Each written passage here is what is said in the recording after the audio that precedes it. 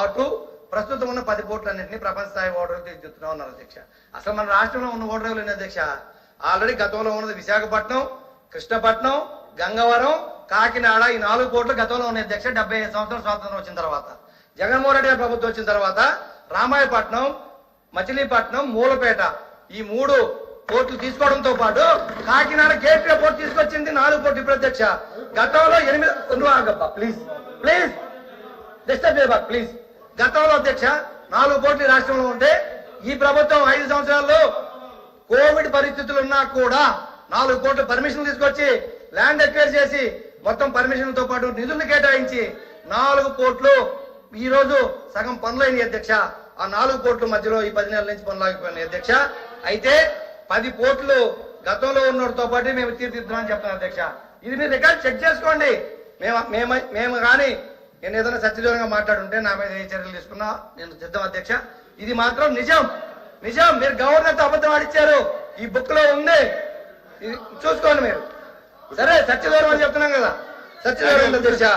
ఇదే కాకుండా అధ్యక్ష ఈ పోర్టులకి బిజినెస్ రావాలి అంటే 5 రాష్ట్రాలు మన రాష్ట్రంలో ఆధారపడున్నాయి కాబట్టి తెలంగాణ కానీ, కర్ణాటక కానీ, ఛత్తీస్గఢ్ కానీ ఇలా అన్ని రాష్ట్రాలు మన మీద, కర్ణాటక కూడా మన కొంత ప్రాంతం మన ఆధారపడి ఉందని నేషనల్ హైవేల అధ్యక్ష గత ప్రభుత్వంలో 39,000 కోట్ల రూపాయలతో పోర్ట్ కనెక్టివిటీ నేషనల్ హైవేస్ భారతదేశ ప్రభుత్వం ఇచ్చింది అధ్యక్ష.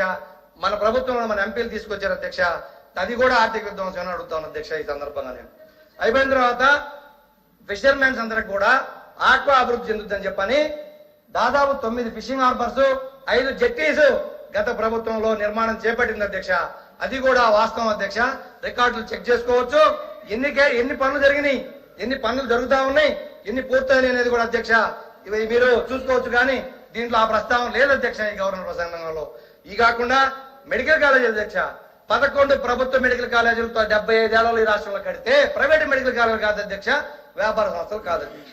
17 ప్రభుత్వ మెడికల్ కాలేజీల కోసం గత ప్రభుత్వం కేంద్ర ప్రభుత్వం దగ్గర అనుమతులు తీసుకొచ్చి దాదాపు 5 ప్రభుత్వ కాలేజీలు కంప్లీట్ చేస్తే మిగతా కాలేజీలు యూసే లేదు అధ్యక్ష. అవి ప్రైవేట్ పరం చేస్తారా, ప్రభుత్వంగా కట్టిస్తా అనేది దీంట్లో ప్రస్తావన లేదు అధ్యక్ష. ప్రజలు ప్రభుత్వ మెడికల్ కాలేజీలే ఉంటాయా, వాటిని ప్రైవేట్కి ఇస్తారా అనేది క్లారిటీ లేక చాలా కన్ఫ్యూజన్ ఉన్నారు. అది గవర్నర్ ప్రసంగంలో చేర్చుంటే బాగుండేదని నా అభిప్రాయం అధ్యక్ష.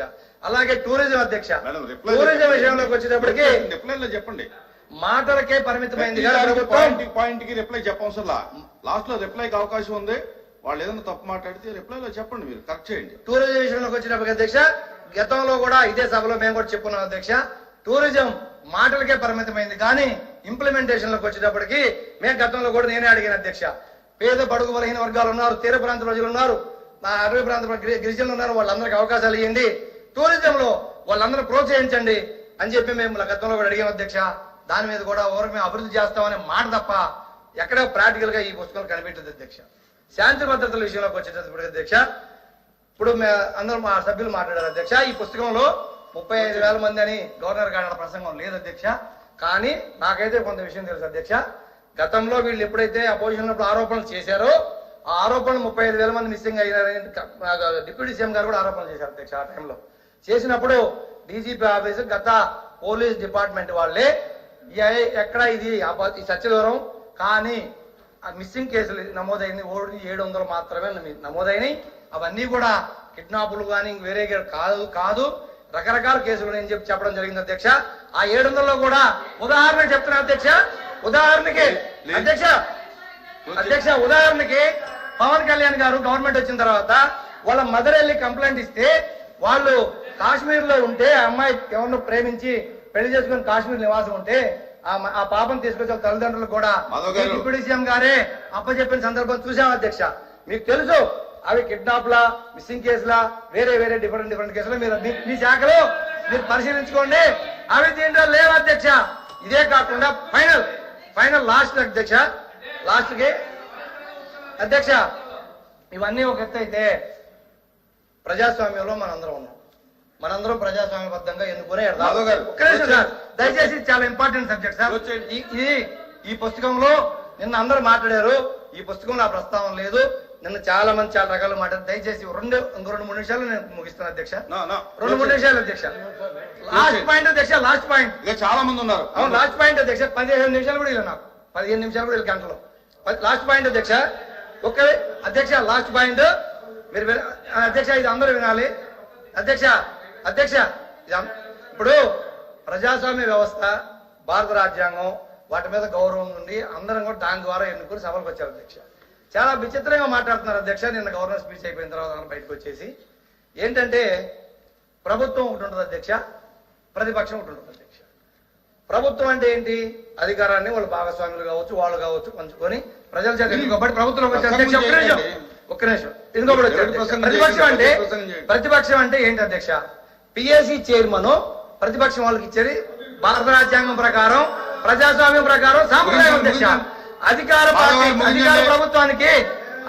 ప్రభుత్వానికి అధికారంలో భాగస్వామ్యులుగా ఉన్న వాళ్ళకి, మంత్రులుగా డిప్యూటీ సీఎంలుగా ఈ సభలో ఉన్న వాళ్ళకి ఎలా పిఎస్సి ఇస్తారు? ప్రతిపక్షం ఏది అధ్యక్ష? లేదనుకోండి, వాళ్ళే ప్రతిపక్షం రావాలనుకుంటే వాళ్ళు రాజీనామాలు చేసి మంత్రులు డిప్యూటీ సీఎంలు వచ్చేయండి. అంతేగాని ఇలా ఎవరి నోటికొచ్చిన మాట్లాడి ఈ రోజు గవర్నర్ ప్రసంగంలో రాష్ట్రానికి సంబంధించింది ఏదీ లేదు. ఇంకొక విషయం అధ్యక్ష, గత ప్రభుత్వం అన్నారు వడ్డీలు కడుతున్నామన్నారు. గత ప్రభుత్వం వడ్డీలు కడుతుంది. వాళ్ళు చేసిన అప్పులకి, మేము కట్టే వాళ్ళు చేసిన అప్పులకి 3.5 లక్షల కోట్ల అప్పు 19 నాటికుంటే 1 లక్ష కోట్ల బాకీలు పెట్టిపోతే ఆ బాకీలు 19-24 మధ్యలో జగన్మోహన్ రెడ్డి ప్రభుత్వం తీర్చింది. ఆ 3.5 లక్షల కోట్లకి మేము వడ్డీ కట్టే 5 ఏళ్ళు. మంత్రి గారు, హోమ్ మినిస్టర్ గారు అయిపోయింది, కూర్చోండి. అధ్యక్ష, ఇందాక ఎల్ఓపి గారు కూడా చెప్తూ ఇది గవర్నర్ గారు. కూర్చోండి మాధవ్ గారు కూర్చోండి. హోమ్ మినిస్టర్ గారు. అధ్యక్ష, ఇక్కడ ఒక 2 విషయాలు అధ్యక్ష. అంటే గవర్నర్ గారి స్పీచ్ కి సంబంధించి ధన్యవాదాలు తెలిపే తీర్మానంలో ఏదైనా సభ్యులు సత్యదూరం క్షమించండి అధ్యక్ష, సత్యదూరానికి సంబంధించిన అంశాలు చెప్పినప్పుడు కంపల్సరీగా మేము చెప్పాల్సిన బాధ్యత ఉంది. కంపల్సరీ రిప్లైలు ఎవరైతే మంత్రి గారు చెప్తారో వాళ్ళందరూ కూడా చెప్తారు అధ్యక్ష. ఇప్పుడు మన సభ్యులు మాట్లాడినప్పుడు ప్రతిపక్ష హోదా గురించి మాట్లాడారు అధ్యక్ష. ఎందుకు ఈ సభలో మాట్లాడుతున్నానంటే ఆయన సభలో ఎత్తారు కాబట్టి విషయం చెప్పాలి అధ్యక్ష. ప్రతిపక్ష హోదా రావటానికి వాళ్ళకున్న సభ్యులు సరిపోతారని వాళ్ళకు వచ్చిన రూల్ బుక్ లో అధ్యక్ష చెప్పాలి. ప్రతిపక్షం గురించి అంత గట్టిగా మాట్లాడుతూ నిన్న గవర్నర్